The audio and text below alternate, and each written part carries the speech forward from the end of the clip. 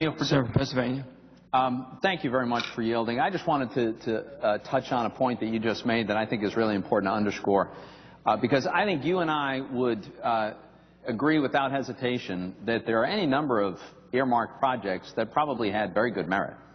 This is not at all to suggest that every earmark that's ever occurred had no merit. That's not what this is about. What we're criticizing here and what we're trying to change is a very, very badly flawed process that permits a great deal of projects that do have no merit to get funded that wouldn't otherwise be funded. Those that have merit, and goodness knows there's all kinds of projects, especially I think of transportation projects, that ought to be funded, but they ought to be funded in a transparent and honest way, subject to evaluation by an authorizing committee, subject to competition so that those projects that have the greatest merit and the greatest need would be funded first. That's what I think what we're trying to get at here, and get away from this process where an individual member of either this body or the other body, you know, in the dark of night can drop in some specific provision because he or she wanted it, without it being subject to the proper scrutiny and evaluation and competition that the taxpayer deserves. And I just wanted to underscore that point. I appreciate your work on this and the message that you've brought. Thank you, Senator Toomey. And I would tell you that I think too many senators believed that the measure of their worth as a senator had everything to do with how much money they were bringing home. And I've got a new idea. Instead of the measure of your worth being how much you can spend, I think the measure of your worth ought to be how much you can save. And this place turned on the notion that if you stayed here long enough, then you got to be an appropriator. If you got to be an appropriator, then you got more earmarks. If you got to be a ranking on a subcommittee of appropriations, you got even more. So, you know, and then I found out about honeypots. I didn't even know about honeypots till I got here. Honeypots are, and I don't know, Senator Toomey, if you're familiar with that term, but let me educate you about what that term means. A honeypot is what the ranking minority member and chairman set aside as their special pot of money that they get to spend on earmarks that is greater than everyone else's. And some of the appropriation subcommittees have honeypots and some don't.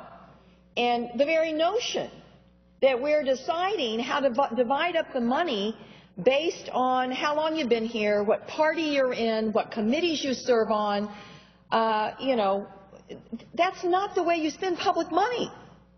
You spend public money based on merit or on a formula based on how many people are in your state. And one of the other things that drives me crazy is this talking point against doing away with earmarks. Well, we can't let the bureaucrats decide.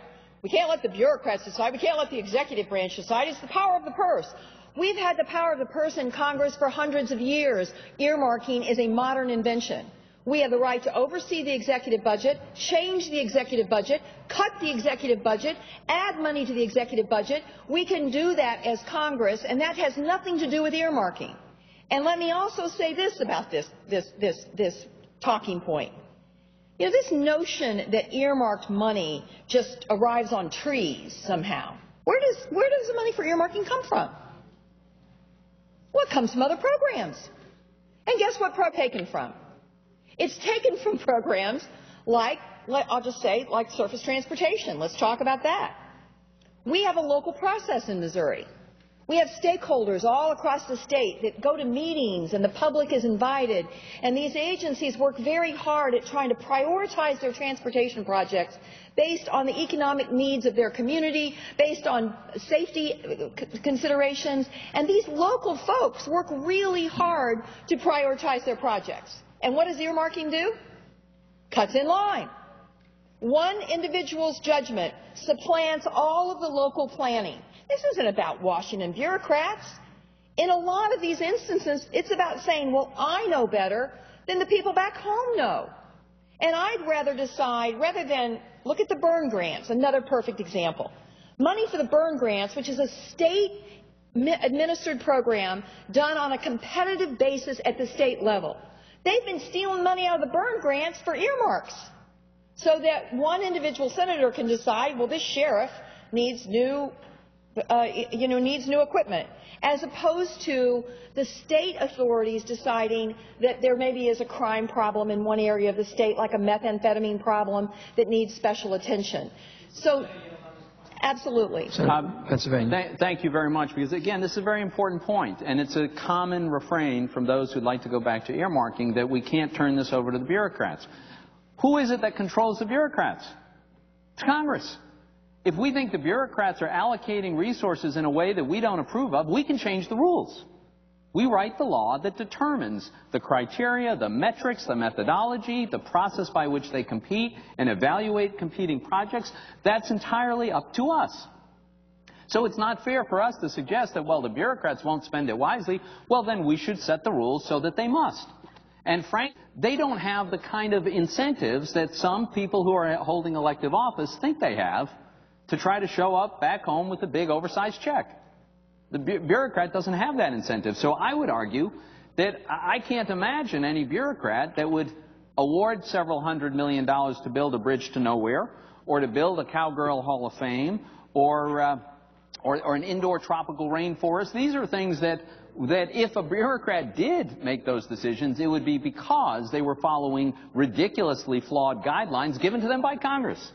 So this in no way diminishes Congress's control of the purse strings. It just insists on a more accountable process by which we allocate the resources from the purse.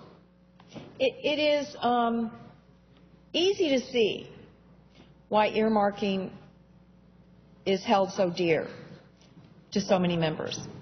I remember when I first was elected and people began showing up in my office that frankly had not been big supporters of mine. And, you know, all of us that are here, if we're really brutally honest, the folks back home, we want to be loved. You know, we put ourselves out there for public acceptance or rejection every 2, 4, or 6 years. And so when people started showing up, being really nice to me that had not particularly been supporters of mine, and you know, they were really being nice to me, and I thought, what's up here? And then all of a sudden I figured it out. They were all showing up to get their earmarks. And, you know, the people in Missouri, I don't know about Pennsylvania, Senator Toomey, but in Missouri they're very worried about not having earmarks because they've been fed this line all these years, well, if we don't have earmarks, we're not going to get anything. You know, we're not going to get our share. We're not going to get as much as we deserve. Let's just take water, for example. Pennsylvania, this is a good example, because you guys didn't get very much money in water projects either. I don't know how many rivers that you have in Pennsylvania. I should be more familiar with geography, but, you know, to say that Missouri is a river statement is an understatement. I mean, to say that Missouri is a river state is an understatement. I mean, we have the confluence of the 2 greatest rivers of our country, the Missouri and the Mississippi, in our state. We have major impact in terms of water projects that need to be done in our state because of how prominent water is in the state of Missouri. But yet, we have been way down the line in terms of water projects because we didn't have an appropriator on that committee. Now, we had appropriators on other committees, but not on that committee. So I keep telling the folks at home, if we compete with other states for water projects, we're going to do just fine. And that's the way it's supposed to work. States are supposed to get what they need and not get the benevolence of Washington because they happen to have somebody who's been here long enough to be on the right committee, to have the right chairmanship or have the right ranking committee so that they can get even more. That's not the way this place should run. It's not the right way to spend public money. Will the Senator yield? I will. Senator from Pennsylvania. Thank you very much.